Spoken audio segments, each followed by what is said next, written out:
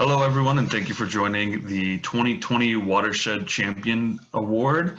This year, we're doing things quite a bit different, obviously with the virtual setting, but also with the regard to the Watershed Champion Award. So typically, we have multiple categories, but due to the caliber of the lifetime award winner, we decided to maintain the focus on Roger Bannerman. Roger received multiple nominations from multiple individuals, all saying phenomenal things that were a challenge to read through because it was just some really, really wonderful words said. And so with that, we have 5 of the nominators here today. We have Kevin, Greg, Eric, Jim, and Mary, and each of them will introduce themselves and then say a few things about Roger. Thank you, Jake. Hello, I'm Kevin Kirsch with the DNR. I would like to thank Sweetwater for bestowing the Watershed Champion Lifetime Achievement Award to Roger Bannerman. We had all hoped that Roger could receive this in person. However, Roger passed on October 15th from complications of prostate cancer. In 1967, Roger jumped in a car and drove from Northern California to Wisconsin to attend graduate school at UW-Madison. Roger started his career at the DNR in 1975, retiring in 2012, but continued to work as a contractor with USGS and coordinating research projects for the DNR. Roger dedicated his life to the protection and restoration of Wisconsin's lakes, rivers, and streams. Roger was a professor, teacher, and a salesman all rolled into one. Roger translated science into actionable steps and communicated it effectively with a passion and delivery that both garnered respect and promoted a better understanding of the importance of Wisconsin waters and teaching why we should all care. Roger was humble, always curious, and willing to do whatever it took. Some of Roger's earliest work dealt with water quality issues in Milwaukee's urban watersheds. Feel free to contact me about it, and I will attempt to explain it to you with the same excitement, intrigue, and wonder as Roger first explained it to me.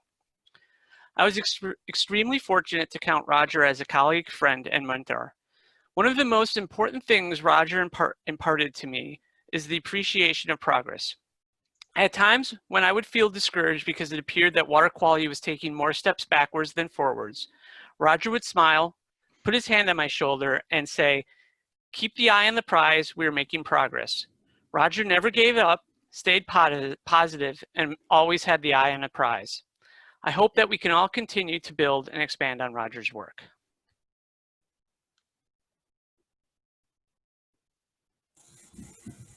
Good morning. My name is Greg Fries, and I am from the City of Madison Engineering. I met Roger as a really young engineer back in the early 90s, right out of school, and which is to say my education in water quality, which was Roger's specialty, was really limited. And Roger took a great deal of time to what I can only call bring me up to speed or attempt to on his great amount of knowledge. And that, what he did for me is only one person, right? But he did that for everybody that I think he met. I never saw Roger in a position where he was unwilling to share his time, his resources, his knowledge with the public, with professionals, on his passion, which was water quality and improving the waters of really the world, but Wisconsin in particular. You know, I really think Roger believed that we make positive change through a lot of small actions.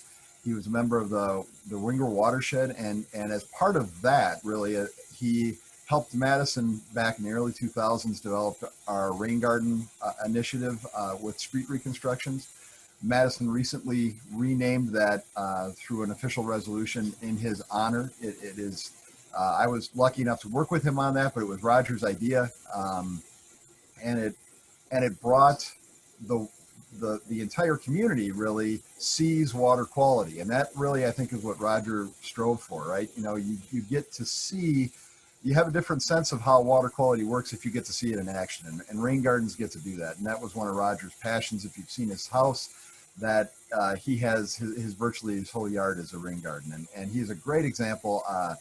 You know, Madison, myself, the professional community, and I think everyone that knew Roger was lucky to work with him and to know him. He was a true professional and one of the nicest, genuine people I have ever met. Hello there. I'm Eric Rortvedt. I work for the DNR in the Stormwater Program, and I've been around with the agency for about 28 years. And I did meet Roger early on in my years. Really, for the past 20 years, I've worked regularly with Roger on the work that he does to improve our lakes and streams through his research. Roger was not a person who just did stormwater research for a living. He lives stormwater and left an impression with everyone he spoke with. Even once, Roger jokingly said that he was not sure if everyone in his neighborhood liked him.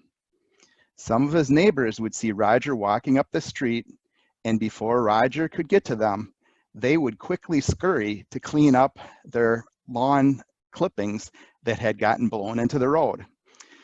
So clearly he left an impression on them that he wasn't quite sure how to tell.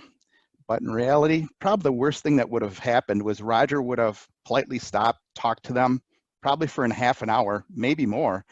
Roger was really someone that could talk, and you almost had to tell him you had to do something else to get him to discontinue, because he really had that much information to share and really enjoyed talking with others. Even in another way, I remember being in a meeting with a product representative that Roger and I had a rather different opinion of on the efficiency of his product. Roger completely kept his cool and explained his research, which showed otherwise. But the product rep did not want to give up. However, he eventually realized he was not going to win.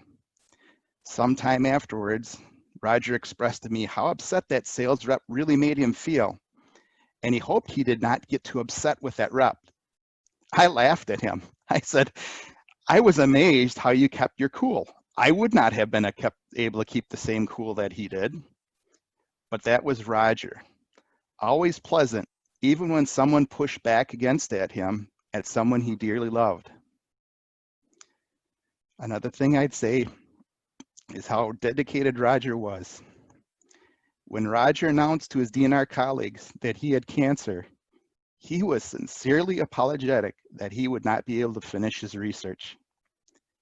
I know no one else more dedicated than Roger to educating others to try and help improve the health of our lakes and streams.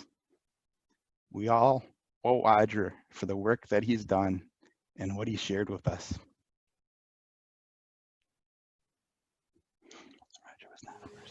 Good morning, and thank you for this opportunity to say a few words at Sweetwater's 2020 Watershed Champion Awards ceremony. My name is Jim Bachhuber. I first met Roger in 1978 when I started my career at DNR.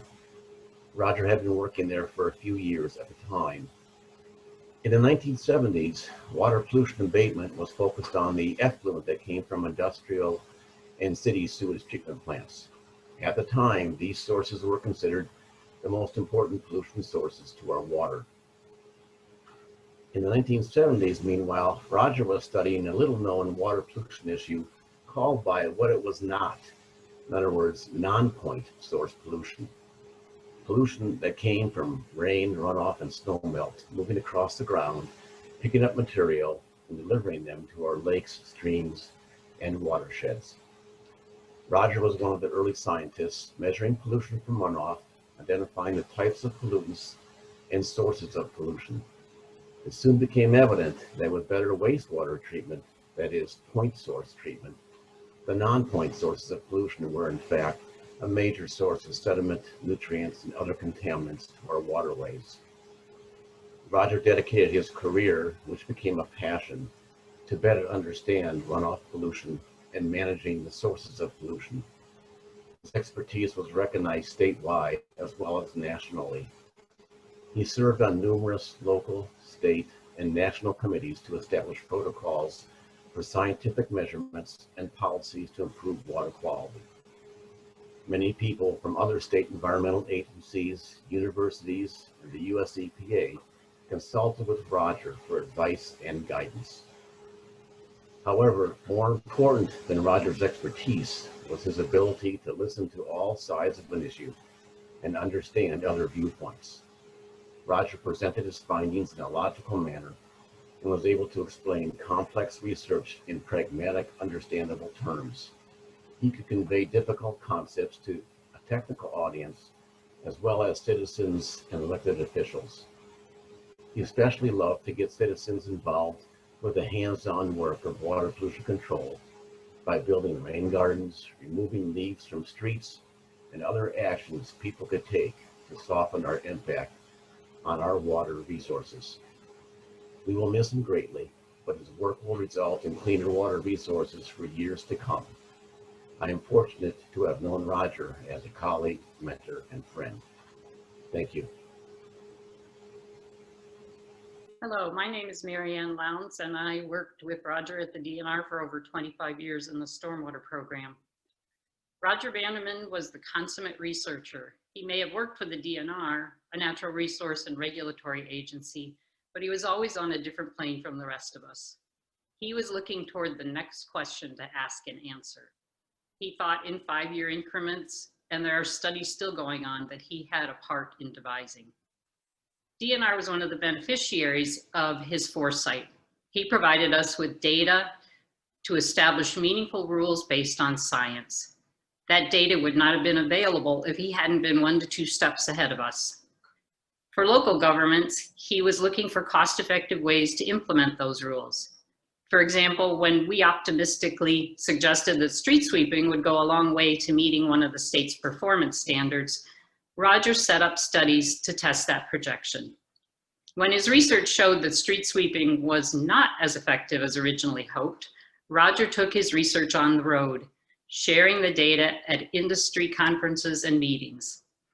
This had a tremendous effect on the acceptance of the results, and it softened the criticism we were getting. Going above and beyond was common for Roger.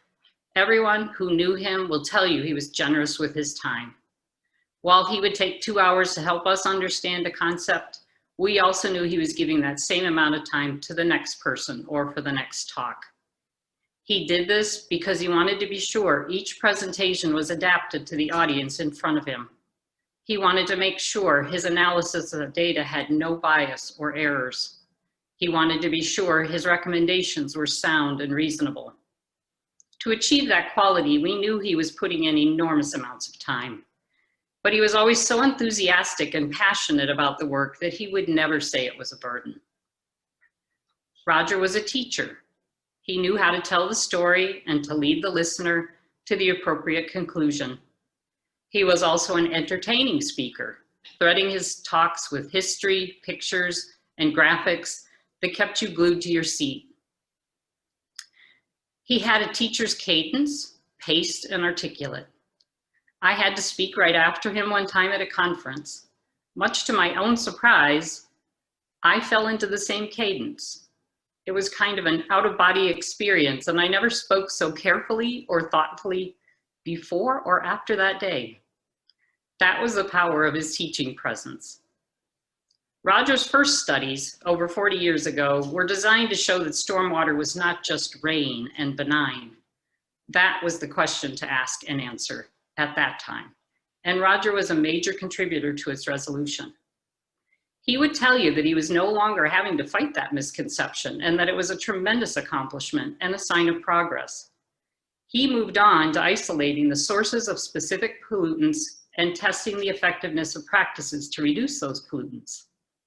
He took his message to EPA, DNR, local municipalities, and industry reps to help them make decisions about implementing those practices and setting goals. Roger had an incredible patience. No research project could be completed without the collaboration of the USGS, the State Lab of Hygiene, federal, state, and local government and industry. To fund the monitoring and testing protocols necessary to have a statistically significant outcome, he needed partners. He would work to bring the funding together, sometimes for years, only to have one of the partners pull out. But he never gave up. He looked for other ways, other partners, and eventually the study got underway. For his whole career, he had to find grants to fund his theories. And I don't know anyone else with the same networking talent he brought to every project. No one was as well connected or gendered the trust so many put in Roger in his integrity and in the quality of his work. He was someone special, and he will be missed. Thank you all again for joining and honoring Roger's legacy with us. Sweetwater really is humbled to partner with CDM Smith to honor Roger's legacy with the Watershed Champion Lifetime Achievement Award. We will all strive to honor his legacy as well as we move out of the conference and back into our daily work, working to restore the greater Milwaukee watersheds and all of the watersheds that stakeholders joining today are working to improve the water quality and water resources. So thank you again, and be well.